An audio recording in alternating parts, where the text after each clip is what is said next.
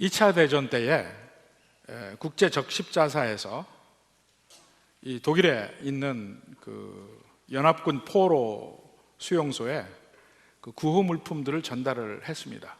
지속적으로 전달을 했는데, 독일이 패망한 후에 그 적십자사에서 그 전달했던 구호 물품에 대해서 계수를 해봤습니다.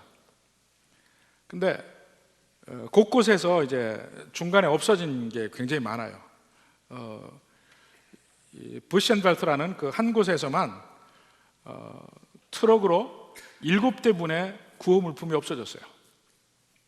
근데 그때 이제 증언을 보면 그 포로 수용소에 끝까지 살아남았던 연합군 포로들이 보니까 마지막 그 제3제국이 멸망한 뒤에 그 포로 수용소를 관리하던 그 SS 장교들, 그 친위대들이 급히 자기들의 사무실에서 그 빈 적십자사 그 구호 물품 박스를 계속 치우는데 정신이 없었더라는 겁니다.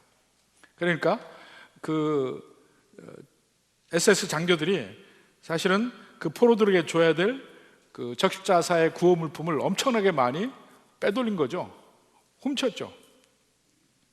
자기 것들이 아닌데 훔친 거예요.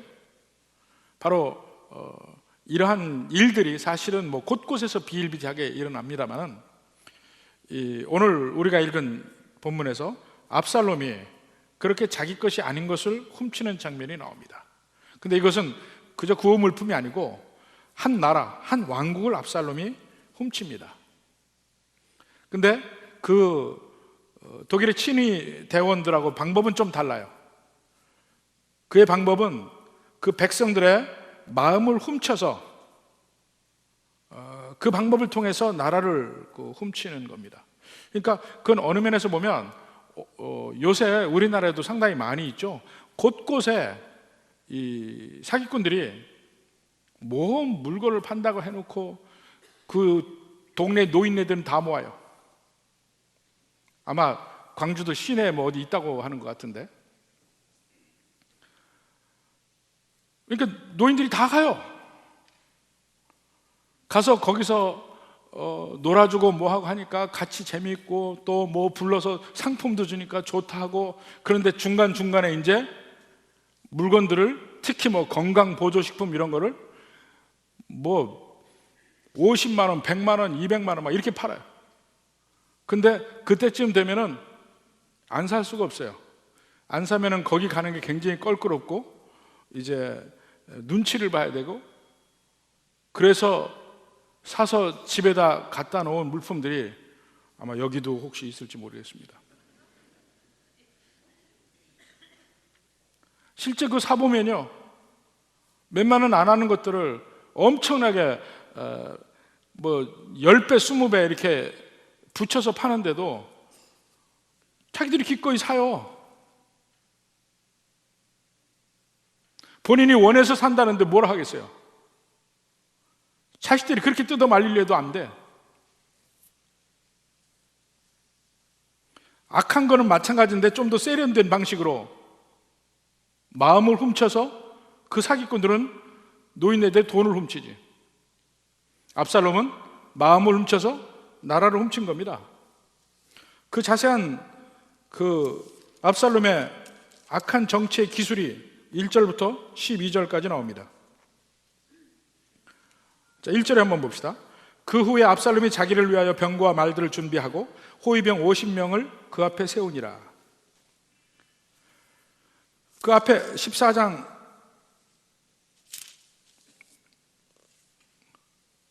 25절에도 보면 압살롬은 이스라엘에서 가장 멋진 사람으로 나와요. 새로운 세대 대표 주자입니다. 근데 그가 더욱 자기를 세련되게 이미지 관리를 하기 시작한 거예요. 자기들이 다닐 때마다 호위병이 있고.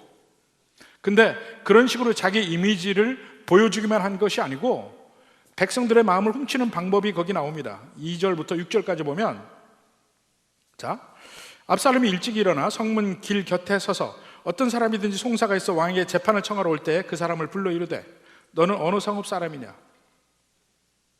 그러면서 그에게 다가가 이야기합니다. 사실은 자기는 재판과 전혀 관계없는 사람이에요. 3절에 보니까 압살롬이 그에게 이르기를, 보라, 내 일이 옳고 바르다마는, 재판하러 온 사람이면 다 뭔가 자기가 원하는 게 있을 게 아니에요. 근데 우선 그게 옳고 그른지 판단이 안 돼. 무조건 공감해줘요. 그들의 말에 다 맞장구 치고, 아이고 그랬습니까? 요즘에 어디든지 서비스 하는데 전화를 하면 제일 먼저 우리가 어려움이 있어서 전화를 하잖아요. 아, 참 힘드셨겠습니까? 힘드셨겠습니다. 이걸 먼저 얘기를 해요. 대부분이. 아, 그 일로 곤란을 많이 겪으셨겠습니다. 힘드셨겠네요. 뭘 도와드릴까요? 압살롬이 그 일을 한 겁니다. 사실은 재판을 하게 되면 옳은 건 옳고 틀린 건 틀린 거예요. 전부 다 옳을 수 있지 않잖아요. 근데 압살롬은 모두 다 그 말이 맞다 하고 다 공감해 준 거예요. 벌써 여기서부터 문제가 있는 거죠. 그러면서 내 일이 옳고 바르다마는 내 송사를 들을 사람을 왕께서 세우지 아니하셨다. 사실 재판이라는 게 실제 그 일을 다 확인하고 그 모든 사건의 전모를 충분히 인지를 한 다음에 판단할 수 있잖아요. 그러니까 시간이 걸려요. 공정한 재판을 한다 하더라도 시간이 걸립니다. 그러니까 어찌하든지 시간이 걸리기 때문에, 아니면 자기가 원하는 대로 판결이 나지 않기 때문에 현재의 재판 시스템에 불만을 가질 수밖에 없습니다. 근데 은근히 그 면을 부각시켜서 이야기하죠. 내 송사를 들을 사람을 왕께서 세우지 아니하셨다. 그러면서 4절에 압살롬이 이르기를, 내가, 이게 원래 히브리어로 보면 강조형으로 나옵니다. 내가 이 땅에서 재판관이 되고 내가 다 해서 당신들 그 원하는 대로 다 해줘야 되는데 말이야. 그게 참 잘 안 되네. 뭐 이런 겁니다. 말로만. 내가 직접 정부에다 얘기해서 한번 해결해 볼게. 제대로 되는 건 아닙니다. 그냥 정부에다 자기도 그들의 원하는 대로 해주겠다 하면서 마음을 사는 것 뿐이에요. 그냥 단순히 내가 힘써 볼게. 뭐 이런 얘기입니다. 그렇게 해서 제일 먼저 6절에 보니까 이스라엘 무리 중에 왕께 재판을 청하러 오는 자들마다 압살롬의 행함이 이와 같아서 이스라엘 사람의 마음을 압살롬이 훔치니라.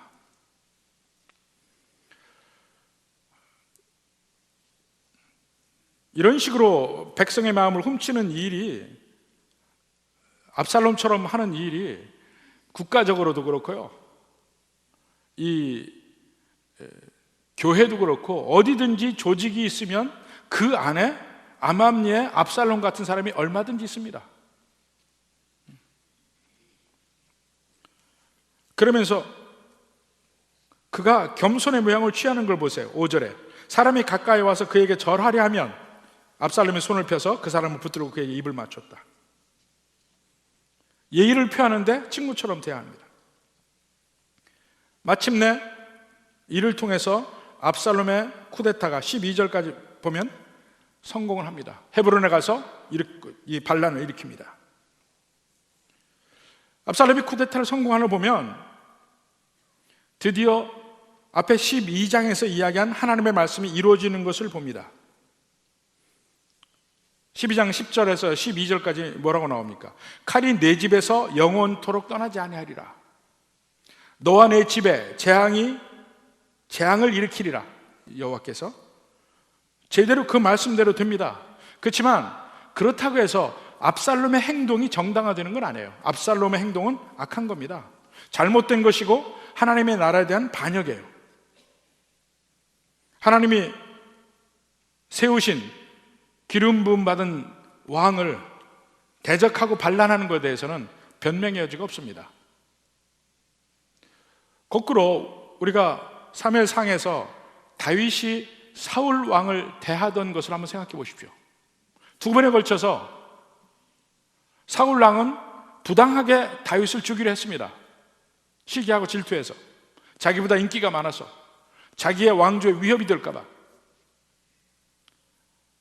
거의 다윗이 잡힐 지경까지 간 적이 몇 번 있죠. 그렇게 계속 도망 다닐 수밖에 없었는데 마침내 다윗에게 기회가 왔죠. 은밀히 사울을 죽일 수 있는 기회를 2번이나 잡습니다. 한 번은 사울의 진영에 들어가서 사울의 장막 안에까지 다윗이 침투할 수 있었고, 한 번은 동굴 안에서 사울이 이를 볼 때 거기서 죽일 수도 있었습니다. 그렇지만 다윗은 그러지 않아요. 왜 그럽니까? 하나님께서 세우신 왕이라 해서. 바로 그런 면을 하나님이 기뻐하셨고, 압살롬은 물론 자기가 모든 면에서 인기를 얻고 다 했다 했지만 다윗에 대해서 하나님이 심판하시고 다윗에 대해서 하나님이 벌을 내리시는 면이 있지만 압살롬이 그래서는 안 되는 거예요. 바로 그런 면을 이 사도행전을 보면 그 예수 그리스도가 십자가에 못 박히신 그 일에 대해서 베드로가 하는 말이 있습니다. 그 말을 한번 볼까요? 사도행전 2장 23절. 베드로의 설교입니다. 그 중에 그가 하나님께서 정하신 뜻과 미리 아신 대로 내준 바 되었거늘. 예수님이 하나님께서 미리 정하신 뜻도 있어요. 미리 아신 대로 내준 바 되었어요. 예수님은 십자가에 못 박혀 돌아가시는 것이 하나님의 예정이에요. 그렇지만 너희가 법 없는 자들의 손을 빌려 못 박아 죽였으나, 그 예수님을 죽인 그들의 죄는 그냥 있는 거예요. 하나님의 섭리, 그 속에 있는 인간의 책임, 이것이 같이 연결된 부분입니다. 하나님께서 하박국서에서 보면 이스라엘 백성들의 죄악을 벌하려고 합니다. 근데 그러면서 갈대아 사람을 씁니다. 이방인을 쓰죠. 그렇지만 그 하나님의 백성을 지나치게 압제한 그 갈대아 사람의 죄는 나중에 또 묻습니다. 바로 이런 면들을 미스테리한 그 면이지만 그 하나님의 섭리가 이루어지는 가운데 과연 우리는 어디에 서야 되느냐 하는 면을 생각해 볼 필요가 있습니다. 우리가 유혹을 받을 때 사단은 끊임없이 우리를 넘어뜨리려고 합니다. 근데 어느 순간에 하나님께서 사단의 그러한 면을 허락하는 때가 있습니다. 우리가 그때는 환난과 어려움과 힘든 일을 당하죠. 마치 욥처럼. 우리를 훈련하는데 하나님이 사단을 사용하기도 합니다. 그렇지만 우리를 넘어뜨리고 우리를 괴롭게 하는 사단의 죄는 언제나 하나님께서 그에게 책임을 묻습니다. 바로 그러한 면이에요. 자, 이제 반란이 성공을 했습니다. 그래서 이제 다윗이 피신하는 장면이 13절부터 이제 끝절 37절까지 나오는데, 거기에서 오히려 다윗의 그 믿음이, 하나님을 향한 믿음이 빛이 나는 순간입니다. 바로 이 면을 몇으로 나눠 볼 수 있는데, 먼저 13, 14절 한번 봅시다. 전령이 다윗에게 와서 말하되 이스라엘의 인심이 다 압살롬에게로 돌아갔나이다. 얘기를 했죠. 그러니까 다윗이 예루살렘에 함께 있는 그의 모든 신하들에게 이르되 일어나 도망하자. 도망을 합니다. 압살롬이 드디어 쿠데타에 성공했어요. 도망하는 장면이 이제 13절부터 16장 14절까지 계속해서 압살롬이 도망하는 장면이 나오는데, 그때 그 과정에 다윗이 도망하는 장면이 나오는데 다윗이 여러 사람들을 만납니다. 오늘 15장에서는 이때 사독 후세 만납니다. 16장 가서는 시바를 만나고 시므이를 만납니다. 나중에 다윗이 귀환할 때도 19장에서 나오는데, 19장에서 다윗이 귀환할 때도 그 귀환하는 과정 중에 여러 사람을 만납니다. 그것이 그림자처럼, 이 거울처럼 서로 이렇게 비춰지고 있는데요, 이 다윗이 도망하는 순간에 다윗의 신앙의 본질을 볼 수가 있습니다. 바로 이 부분을 함께 보려고 합니다. 먼저 다윗이 먼저 점검을 하는 대목이 나옵니다. 17, 18절에 보면, 17, 18절 봅시다. 왕이 나가매 모든 백성이 다 따라서 벳 메르학에 이르러 멈춰 섰다. 벳 메르학이라 해야 이 다윗성에서 멀리 떨어진 곳이 아닙니다. 거기서 이제 누가 어떻게 나가는지를 전부 이렇게 검열을 한다고 할까? 사열을 한다고 할까? 뭐 그런 장면이에요.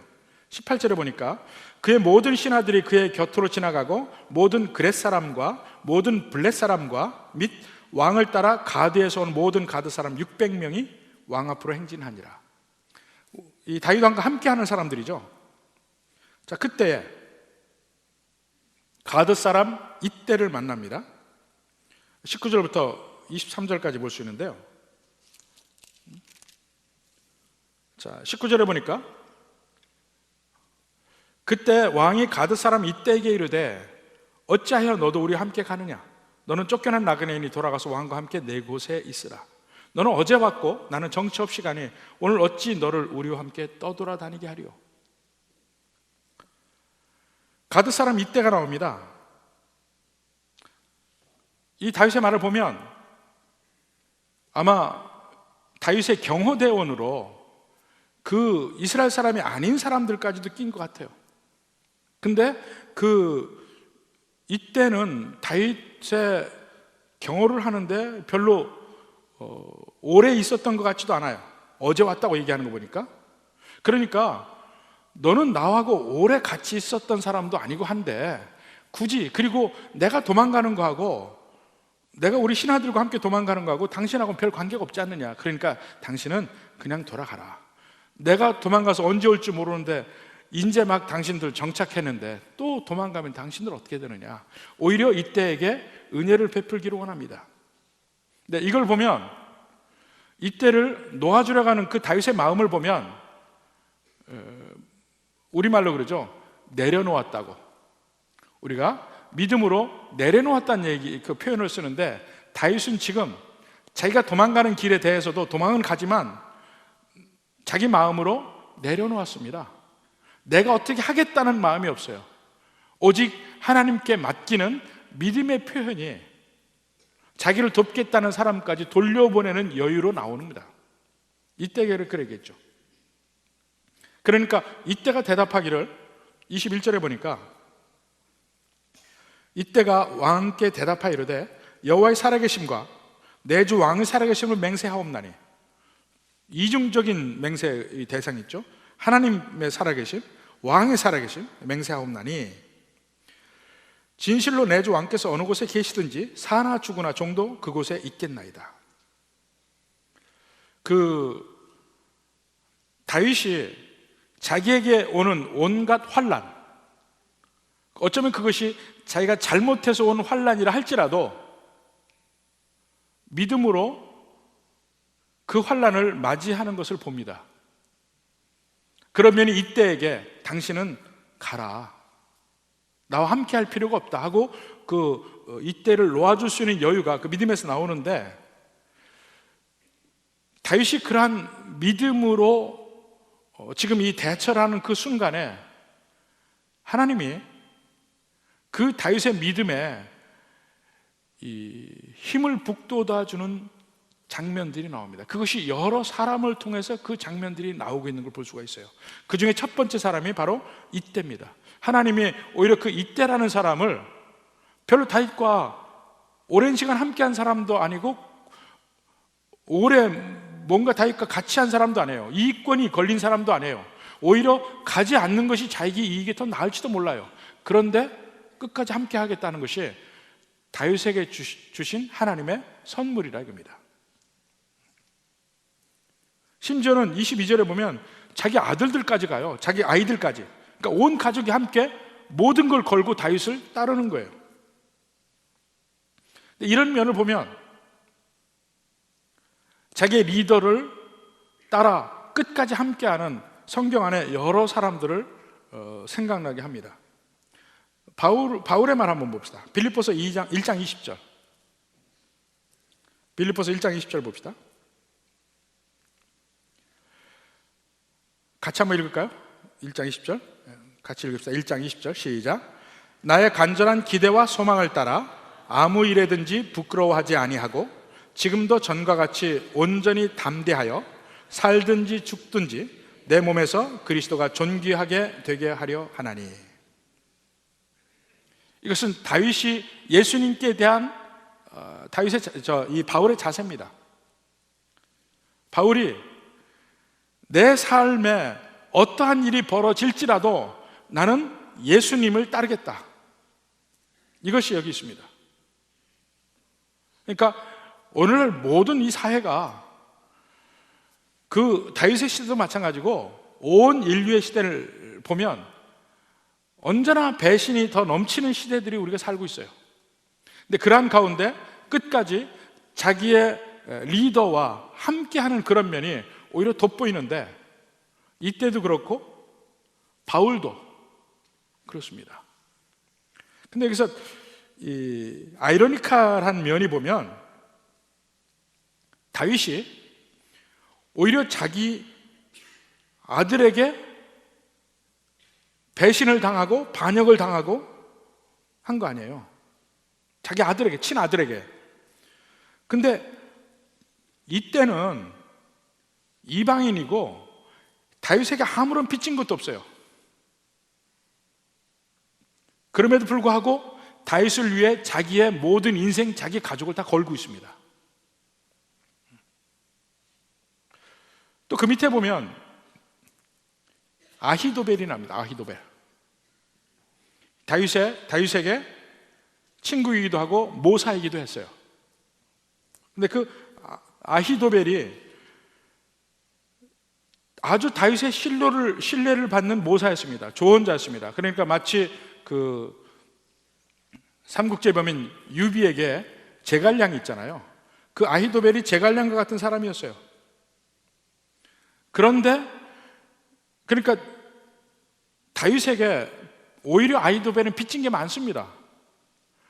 다윗 때문에 아히도벨이 살았을 겁니다. 근데 그는 다윗을 배신하고 압살롬을 돕습니다. 근데 나중에 결과가 어떻게 됩니까? 압살롬 죽죠? 아히도벨 죽죠? 이때는 어떻게 되냐면 나중에 18장 2절 보십시오. 다윗의 전체 군대의 3분의 1을 이때가 맞습니다. 이게 모든 인간관계의 법칙인 것 같아요. 굳이 하나님을 믿는 믿음 안에 그 면을 떠나서라도 우리가 끝까지 함께하고 충성되고 서로 신뢰의 관계를 갖는다는 것이 우리 인간 삶에 꼭 필요하다고 생각이 됩니다. 이 바울에게도 이때와 비슷한 사람이 있었습니다. 사실 별로 이름도 나오지 않는 사람이에요. 오네시보로라고 하는 사람입니다. 디모데후서 1장 16절에 한번 볼까요? 디모데후서 1장 16절 보면 원하건대 주께서 오네시보로의 집에 긍휼을 베푸시옵소서. 바울이 기도하는 거예요. 바울이 기도해요. 주께서 오네시보로의 집에 긍휼을 베푸시옵소서 하고 기도하고 있어요. 그러면서 그가 나를 자주 격려해주고 내가 사슬에 매인 것을 부끄러워하지 아니하고, 지금 이때가 언제냐면 바울이 로마의 감옥에 갇혔다가 풀려났다가 또 갇혔어요. 이제는 죽기 직전이에요. 디모데후서가 바울이 쓴 모든 서신서의 가장 마지막 책입니다. 그러니까 가장 바울이 연약해진 때죠. 가장 열악한 환경에서 감옥에 있을 때입니다. 근데 그 바울이 감옥에서 죄수로 열악하게 있는 그것을 오네시보로는 부끄러워하지 아니하고 그를 찾아가서 계속 돕습니다. 17절에 보니까 로마에 있을 때 나를 부지런히 찾아와 만났습니다. 감옥에 있는 바울을 오네시보로가 계속 만나서 봉사를 합니다. 18절에 원하건대 주께서 그로 하여금 그날에 주의 긍휼을 입게 하여 주옵소서. 그날에는 마지막 심판날입니다. 마지막 구원날입니다. 그렇게 기도해요. 또 그가 에베소에서 많이 봉사한 것을 내가 잘 아느냐, 그건 디모데에게 이제 하는 말이고, 그 바울의 기도 속에 나오는 오네시모로, 여기밖에 나오지 않아요. 가장 바울이 어려운 순간에 그의 어려운 순간을 부끄러워하지 아니하고 끝까지 그에게 도와주고 섬기고 충성한 사람. 이때라는 사람도 그렇고 오네시모로라는 사람도 그렇고 다 특별히 알려진 사람들이 아닙니다. 잘 몰라요. 그러나 그들은 자기의 리더가 어려움에 처했을 때 헌신한 사람들이고, 결국 이때는 바로 구약 성경의 내용처럼 많은 것으로 복을 받았고, 또 신약에 나온 오네시모로는 바울의 이러한 축복 기도를 받은 사람입니다. 예수님도 제자들에게 이런 같은 말을 해요. 누가복음 22장 봅시다. 22장 28절. 너희는 나의 모든 시험 중에 항상 나와 함께 한 자들인즉. 예수님의 제자들이죠. 예수님의 시험 중에, 예수님이 힘들고 어려운 그 순간 중에 항상 나와 함께 한 자라 제자들에게 이렇게 이야기합니다. 그런즉 29절에 내 아버지께서 나라를 내게 맡기신 것 같이 나도 너에게 맡겨. 너희로 내 나라에 있어 내 상에서 먹고 마시며 또는 보좌에 앉아 이스라엘 12지파를 다스리게 하려 하노라. 충성된 자는 누가 충성된 자냐면 그 섬기는 자가, 리더가 어려움에 처했을 때도 그럼에도 불구하고 끝까지 충성하는 사람이 진짜 충성하는 사람이에요. 리더가 잘 나갈 때 충성하는 건 누구나 할 수 있어요. 왜냐하면 그 뒤에 내가 충성하면 얻게 될 것이 많다는 것을 누구나 다 아니까 그땐 잘할 수 있어요. 근데 리더가 어려움에 처하면은 내가 충성했을 때 그 뒤에 오는 세상적 이익, 이 금전적 이익, 물질적 유익이 불투명해집니다. 그때 비로소 우리 마음에 본질이 나옵니다.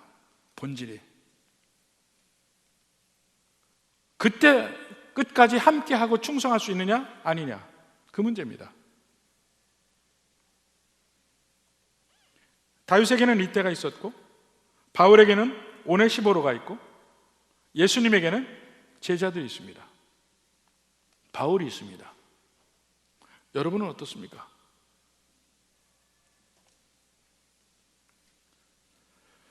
하나님께서 믿음의 백성을 도울 때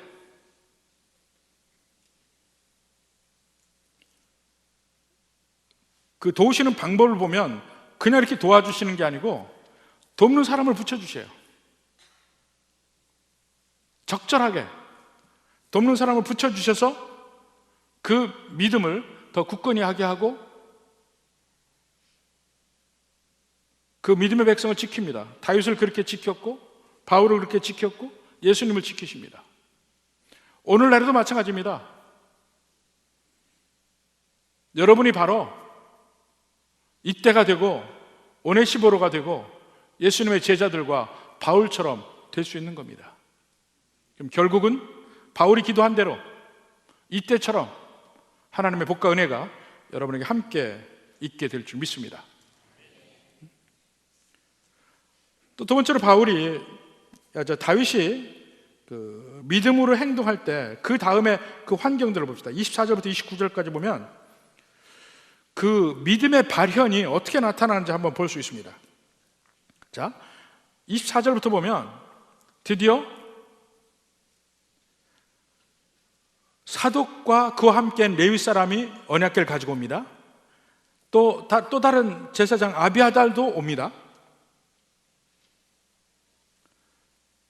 이 압살롬이 예루살렘을 차지할지는 모르지만 그 하나님과의 관계에서 가장 핵심적인 위치인 제사장들은 다윗의 편이에요. 근데 다윗은 법궤를 예루살렘으로 돌려보냅니다. 돌려보내면서 하는 말을 봅시다. 25절 26절. 왕이 사독에게 이르되 보라, 하나님의 궤를 성읍으로 도로 메어 가라. 만일 내가 여호와 앞에 은혜를 입으면 지금 다윗은 자기 어려운 환경 속에서도 끝까지 하나님께 나를 맡기는 거예요. 하나님 나를 도와주소서가 아니고 하나님께 나의 모든 것을 그냥 맡기는 겁니다. 이것을 믿음이라고 그래요.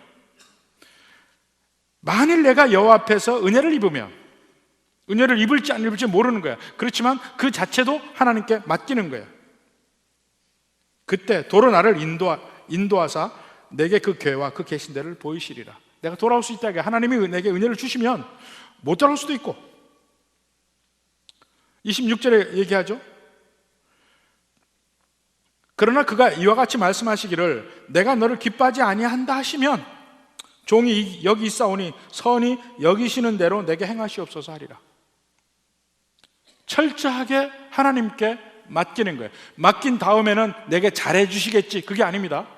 맡긴 다음에는 내가 주님의 심판을 받거나 괴로움을 받고 하더라도 그건 주님의 뜻입니다 하고 철저하게 주님께 나를 드리는 것, 이것을 성경에서 믿음이라고 합니다. 여러분, 하나님께 맡길 때 뭘 맡깁니까? 내가 하나님께 맡기면 그 다음에 잘해주겠지? 그건 믿음이 아니죠. 결과까지도 하나님께 맡겨야죠. 맡긴다면. 다윗은 지금 모든 결과까지도 하나님께 맡기고 있습니다. 그 맡기는 표현 중에 하나가 법궤를 가져가지 않아요. 근데 누가 법궤를 움직였죠? 제일 먼저 사무엘상에 보면 홈리와 피느하스. 이스라엘 백성들이 블레셋과 싸울 때 자기들이 지니까 법궤를 가져왔어요. 법궤를 가져오면 그들이 이기리라 하고. 근데 이것은 사실 하나님을 믿는 신앙과는 거리가 있습니다. 법궤를 가져온다고 이깁니까? 이는 마치 보통 세상에서 이야기하는 신앙과 다른 종교의 믿음과 우리가 여호와 하나님을 믿고 예수님을 믿는 것과는 좀 다른 면이에요.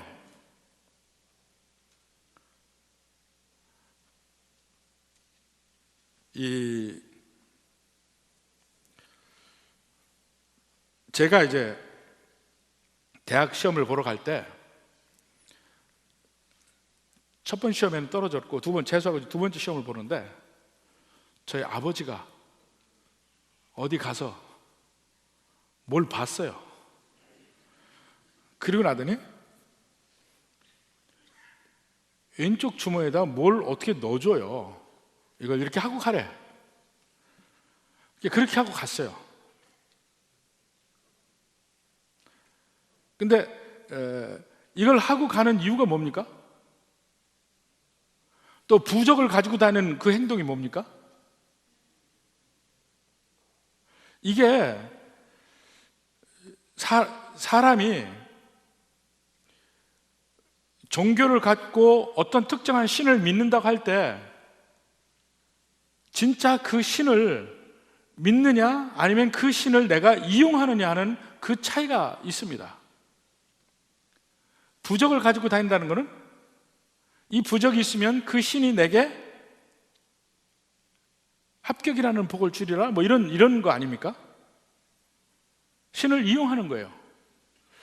이 일본 신사에 가면 신사들이 많이 있죠. 그러면 그 신사에 가면 앞에 제일 먼저 들어가면요, 먼저 이렇게 박수를 칩니다. 박수를 치고 뭐 절을 하고, 어떤 데는 이 줄이 있어요. 종이 있어요. 이걸 내립니다. 종을 쳐요. 그게 뭔지 아세요? 신 보고 오라고. 신 부르는 거야. 오라고. 그게 무슨 행위냐면 내가 신을 내 뜻대로 활용하는 겁니다. 신을 내 뜻대로 활용하는 거야. 부르는 거고. 불러서 자, 내가 주는 걸 봐라. 보고 내게 복을 주라, 그겁니다. 그러니까 이 불공을 드리는 것도 막 어디 가면 뭐 부처에게 금박을 붙이기도 하고 뭐 합니다. 그 행위가 다 뭐냐고요? 내게 좋은 게 돌아오라 하는 거예요. 이걸 위해서 여러 가지 행태로 신을 불러들이고 그 신이 내가 원하는 어떤 특정한 행동을 하게끔 강요하는 거예요, 신에게.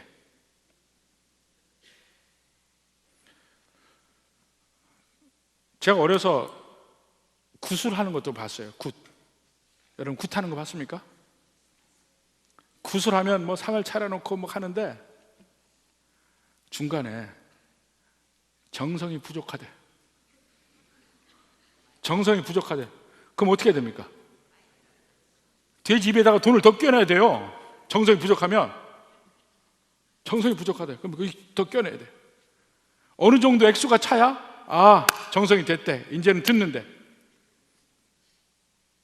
근데 그것도 마치 내가 그 신에게 내가 복종하는 것 같지만 사실은 신과 거래하고 있는 거예요.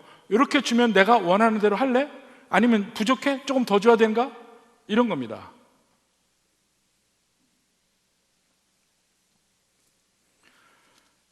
신들에게 어떤 특정한 행동을 유발하기 위해서 내가 어떤 특정한 행동을 해요. 신을 이용하는 거야. 신을 내 목적에 맞게 이용하는 거예요. 우리도 잘못하면 우리의 신앙생활에 그와 똑같은 행동을 할 위험성이 있습니다.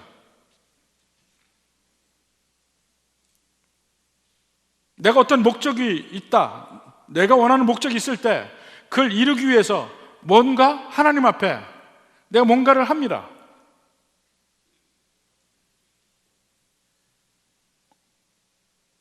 헌금을 작정할 수도 있고, 기도의 시간을 작정할 수도 있고, 헌신을 작정할 수도 있고, 뭔가 내가 이러이러한 행동을 하면 하나님이 내게 이것을 주시겠지, 이렇게 하고 하는 행동들은 전부 하나님을 이용하는 거예요. 만약 다윗이 그래 잘됐다, 법궤 가져왔으니 법궤 같이 가져가자 했으면 나름대로 다윗도 그러한 면에 잘못된 신앙에 빠졌을 수도 있어요. 오히려. 근데 다윗은 예루살렘으로 돌려보냅니다. 법궤가 있을 때는 예루살렘. 하나님이 내게 은혜를 주시면 내가 다시 그 자리에 돌아갈 수 있거든요. 근데 법궤의 자리는 예루살렘이라. 사실은 사무엘 상하 전체를 볼 때 그 법궤의 가는 길도 잘 볼 수 있어야 합니다. 법궤는 결국은 모든 여정을 통해서 결국은 예루살렘으로 가요. 거기가 바로 법궤가 있어야 될 곳이고, 거기에서 하나님의 성전이 지어지고 그 안에 법궤가 있어야 될 자리입니다. 다시 다른 데 가는 것이 아니에요. 거기가 하나님이 정하신 장소인다 하면 다윗이 자기의 목적에 따라서 법궤를 끌고 다른 곳에 가면 안 되지. 하나님이 내게 은혜를 주시면 법궤가 있는 곳에 내가 돌아올 수 있으리라. 하나님이 내게 그러한 나를 기뻐하지 아니하신다면 그것조차도 내가 하나님께 나를 맡기리라. 이게 진짜 신앙입니다. 여러분이 뭔가 여러분의 삶 속에서 기도하죠. 이것이 꼭 됐으면 좋겠습니다. 여러분의 기도 제목이 있습니다. 근데 반드시 여러분의 기도 제목을 내놓고 기도할 때에도 반드시 그 뒤에 꼭 따라야 될 말이 있습니다. 그리 아니하실지라도 할지라도 주님은 나의 하나님이십니다. 이 고백이 있어야 됩니다. 그게 진짜 믿음이에요. 다윗이 이렇게 하나님 앞에 맡깁니다. 그 행동이 법궤를 돌려보는 데서 나와요.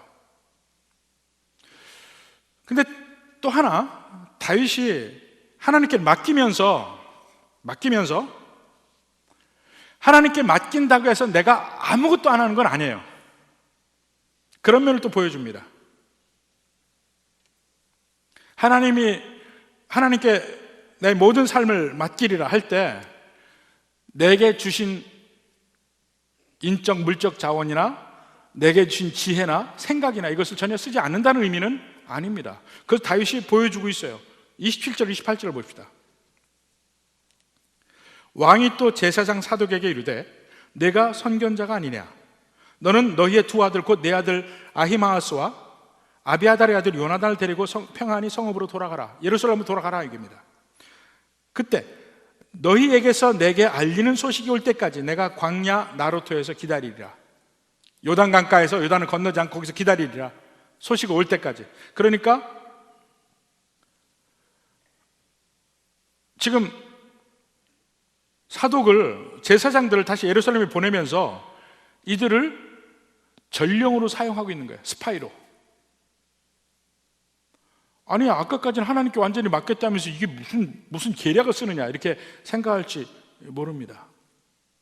근데 하나님께 나의 모든 삶을 맡겼을 때 그럼 나는 아무것도 안 한다, 그 의미는 아닙니다. 하나님을 아까 말한 대로 이용하려고 할 때는 이용하려고 막 온갖 재주는 부리지만 불안해요. 불안합니다. 근데 아까 얘기한 대로 25절, 26절 말씀대로 하나님께 맡기는 믿음이 있으면 오히려 그 믿음을 통해서 그 믿음을 사용할 수 있는 자유함이 있고 에너지가 있고 이게 생깁니다. 오히려 완전히 하나님께 맡기는 순간에 새로운 지평이 보입니다. 이것을 어려운 순간에 믿음으로 대처하는 사람들에게 여러 번 경험할 수 있게 되는 것들이 바로 그런 거예요. 새로운 게 보여요. 완전히 맡기고 나서 보니까 이제 다윗이 내가 무엇을 해야 될지 하나, 둘 이제 보이기 시작하는 거예요. 완전히 맡긴 사람의 지혜.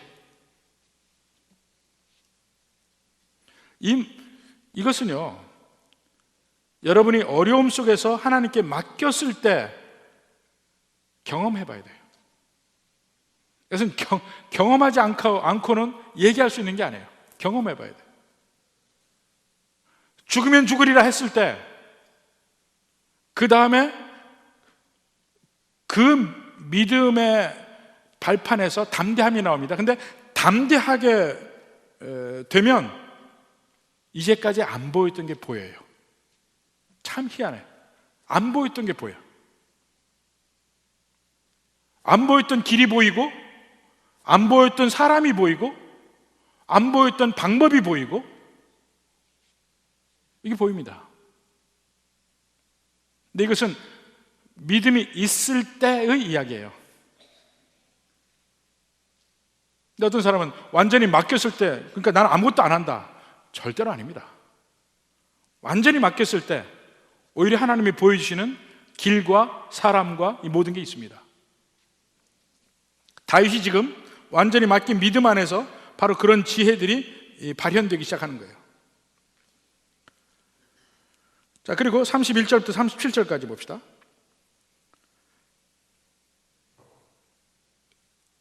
이 다윗이 믿음으로 대하니까 하나님도 그 믿음에 맞게 섭리로 다윗의 믿음에 응답해 주시는 것들을 봅니다. 거기 보니까 이제 아히도벨의 문제인데 31절 봅시다.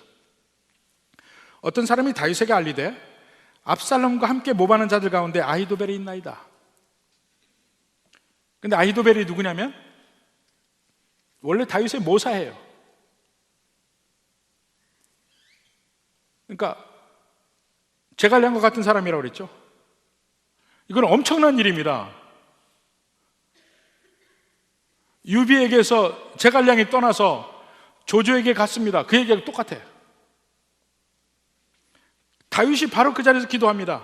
31절 후반부에 보니까 다윗이 이르되 여호와여 원하옵건대 아히도벨의 모략을 어리석게 하옵소서.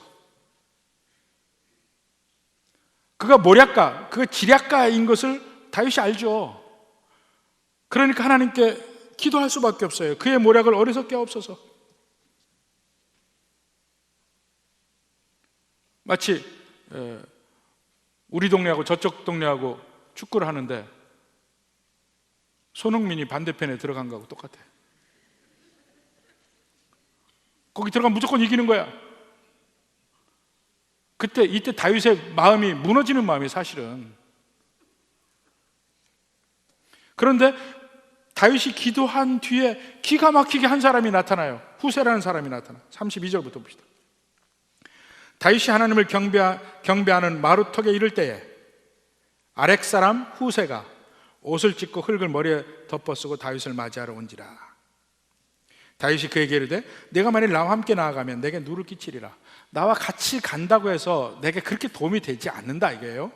그러나 34절에 그러나 내가 만일 성읍으로 돌아가서 압살롬에게 말하기를 왕이여 내가 왕의 종이니이다. 전에는 내가 왕의 아버지의 종이었더니 이제는 내가 왕의 종이니이다 하면 마치 다윗과 함께한 사람이었는데 이제는 아들인 압살롬 당신에게 충성하겠습니다 이렇게 가라 이거예요. 거짓 투항을 하라 이거죠. 그렇게 해서 거기에 받아들여지면 내가 나를 위하여 아히도벨의 모략을 패하게 하리라. 후세가 다윗과 함께 가는 것보다는 압살롬에 가서 아히도벨의 모략을 패하게 하는 것이 훨씬 낫다 이겁니다. 그러면서 그 예루살렘에 깔아둔 다윗의 정보망을 알려주죠. 사독과 아비아달이 있다. 그의 아들들이 있다. 그들에게 얘기만 하면 바로 내게 전할 것이다. 이 정보 라인을 마련해 둡니다. 이 정보 라인이 이게 가장 치명적인 거예요, 사실은. 여기서도 보니까 우리는 하나님의 섭리를 만납니다. 다윗이 기도하자마자 응답받아요. 근데 우리가 하나님께 기도할 때 보면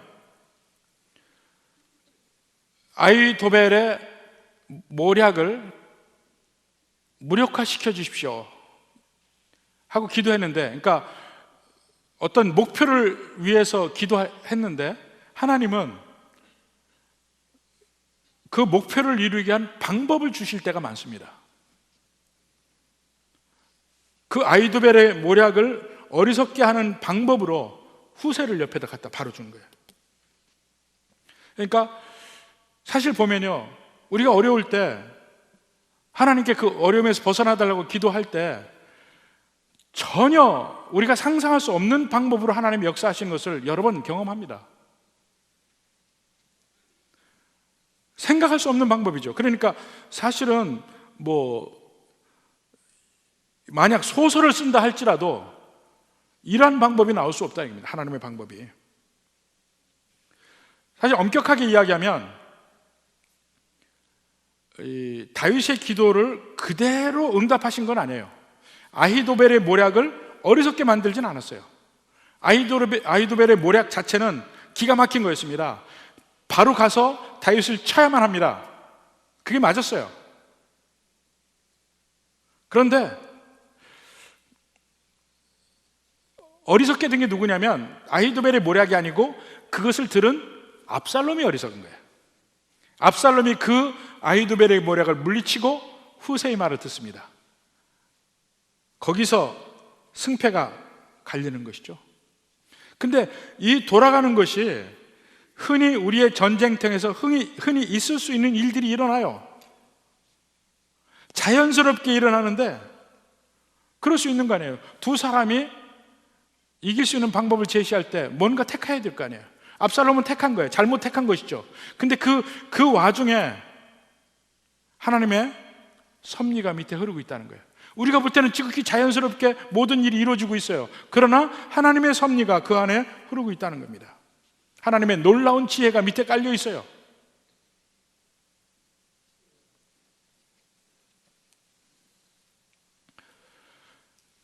이 하나님이 우리의 인생길에서 일하실 때도 마찬가지라 이겁니다.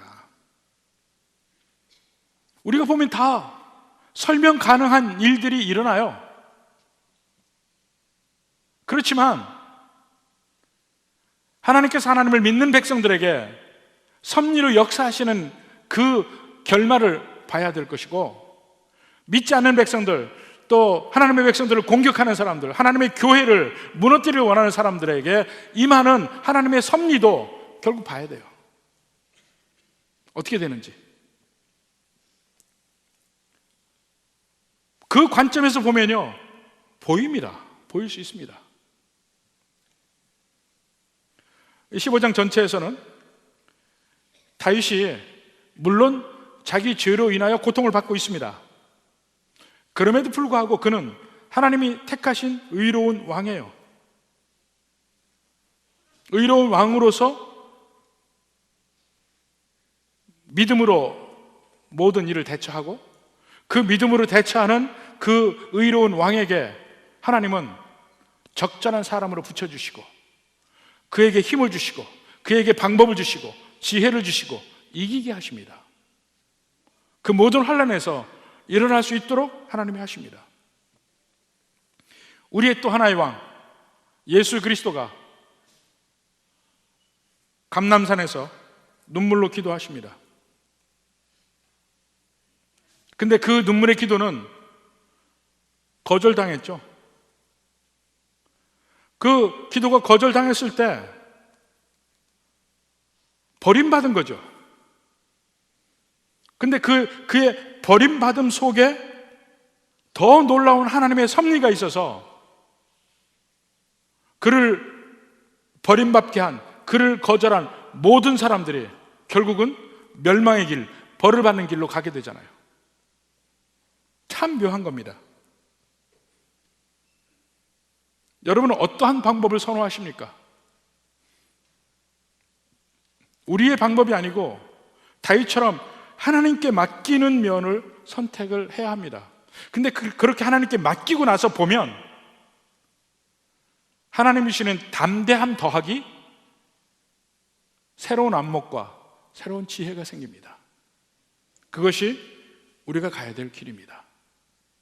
부디 이러한 다윗에게 임한 하나님의 은혜가 우리 모두에게 함께 임하기를 주님의 이름으로 축원합니다.